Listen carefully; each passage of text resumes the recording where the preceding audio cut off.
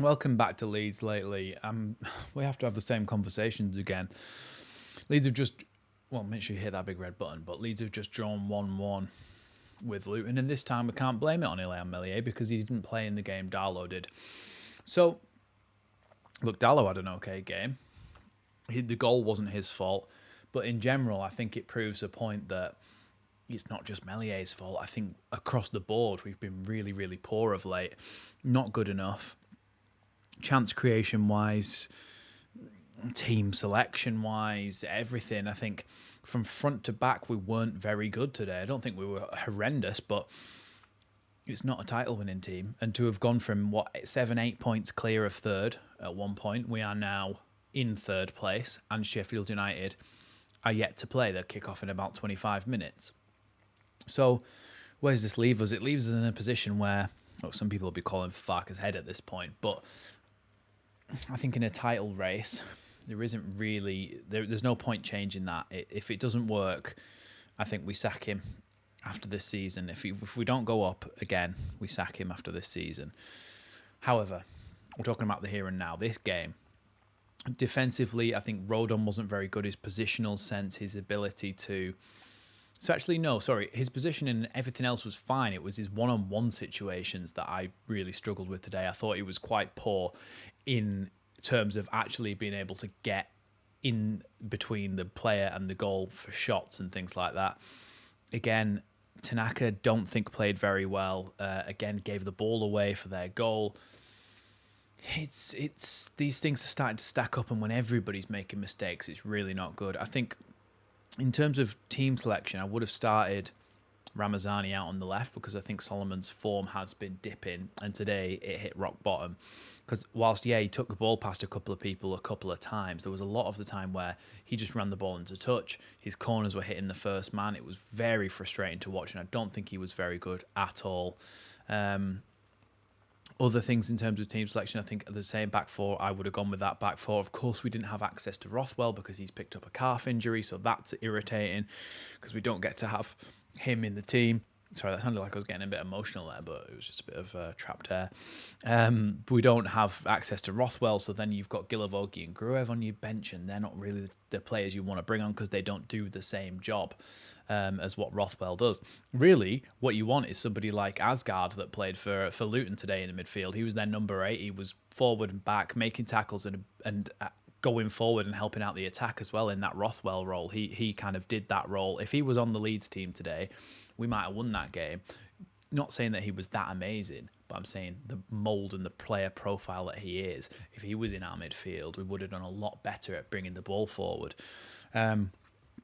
Look, Dan James was okay. He wasn't great, though. His goal was really good. Cuts in from his right-hand side, cuts back, whips the ball in the bottom corner with his left foot. Really good finish, but overall didn't have a great game. Piru wasn't really able to get on the end of anything. Nonto played in the 10. We saw glimpses of what Nonto could do in the 10 in that game just before the international break, but we didn't see any of that today. I really didn't think Nonto was very good. And then later on in the game, Farke makes his substitutions that I just think were silly. Like, look, if it was me, I would have got to maybe the 60th minute and I would have brought Ramazani on for... I would have brought Ramazani on the left-hand side and I would have brought him in for Solomon. I would have then brought Aronson in, the number 10, and left Piru on for a little bit with a different 10 to see if he could provide for him. Bamford came on and he did okay and he opened up a bit of space, but he had a couple of shots as well, but it was kind of like, I don't know, he didn't play badly, but it just kind of symptomizes how, yes, look, we've got good squad depth. Like, people say, other teams will look at us if we complain about our squad depth and go, "Are you mad?" Like, look at the players you've got, but it's about having squad depth in the right area. We didn't buy a 10, so therefore we're having to makeshift put players in there. Aronson is our only kind of real number 10 that we have. So if you put Nonto in there, he didn't do that job very well. Ampadu, again, a bit rusty, I think. Sometimes you look at him and you think it's like doing a 3-point turn in a double-decker bus. Tanaka, again, like I said before, made a couple of mistakes, wasn't that good. when we brought the subs on, they didn't change the game enough massively, and I thought they were weird subs as well. Of course, Strauch's was enforced because he'd picked up a knock in his knee, I think, and so Verba came on and played left centre back. But the other ones, like putting Schmidt on the left wing for Solomon. Now, there may have been another reason why Ramazani wasn't brought on. Maybe he picked up a knock in the warm-up.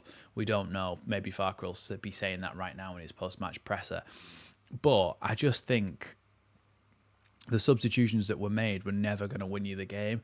And I don't know. I can just see it slipping away from us again and ended up in the playoffs. And look, if we go up via the playoffs, it's a great way to go up. It's exciting, etc. But it doesn't give you great confidence for the Premier League, because for me, then the 49ers will probably still stick with Farke in the Premier League, and then that could be a bit of a disaster. So I don't know. All I know is I don't want to sit for a full season in the Championship again, just waiting for the implosion at the end.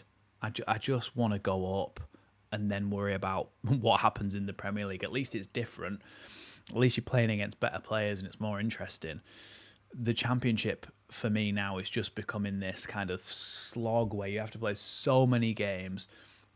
You get right to the end thinking you're going to get promoted, and then it kind of all falls off a cliff. Look, I'm usually very positive. We might still get promoted, but we've got to change something. Something's got to change around, maybe whether that's be the starting lineup.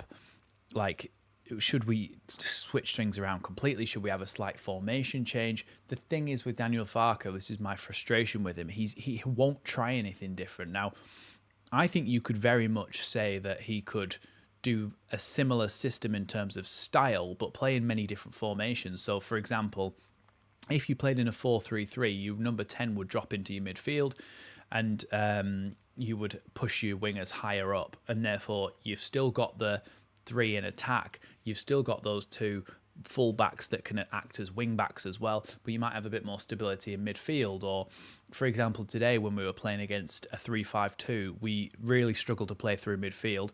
So what about if we just...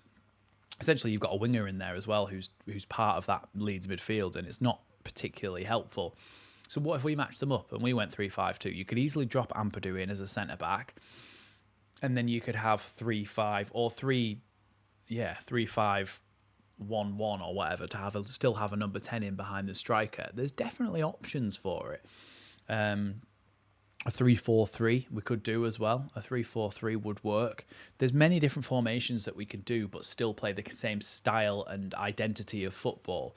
But I just don't think he's willing to bend on that. He just wants 4-2-3-1 every single time, and it is getting frustrating now. And yeah, look, I'm so positive, but I can't help but be down about this game. I just don't think we were very good, and I worry. I really do worry for the rest of the season. Let me know what you think down in the comments below. And of course, we've got a game on Tuesday night. So yeah, we'll be live for that, and then there'll be a reaction as well. And hopefully it's a lot happier. So thanks for watching Leeds Lately, and I'll see you in the next one.